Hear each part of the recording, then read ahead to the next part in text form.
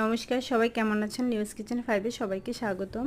আজকে ছোলার বুট রান্না করে দেখাবো। খুব সামান্য মশলা দিয়ে রান্না করব। আমার কাছে বেশি মশলা চেয়ে সামান্য মশলা দিয়ে রান্না করে খেতে ভালো লাগে।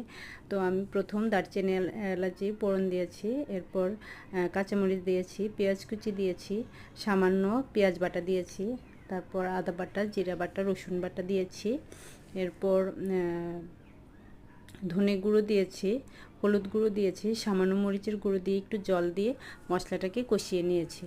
তারপর লবণ দিয়েছি, এরপর সেদ্ধ করা আলুটা দিয়েছি। আলুটা দিয়ে কিছুক্ষণ নেড়ে চেড়ে টমেটো কুচি দিয়েছি। টমেটোটা যখন একটু নরম হবে তারপর আমি সেদ্ধ করা ছোলাটা দিয়ে দিয়েছি। তো ছোলাটা দিয়ে কিছুক্ষণ নেড়ে চেড়ে সামান্য একটু জল দিয়ে ছোলাটাকে একটু মাখা করে করব। তারপর যখন ছোলাটা একটু মাখা হয়ে যাবে ধনেপাতা দিয়ে নামিয়ে নেব। তো এভাবে আসলে খেতেই ভালো লাগে। সামনে তো রমজান, আপনারা করে খেয়ে দেখবেন, ভালো লাগবে অবশ্যই।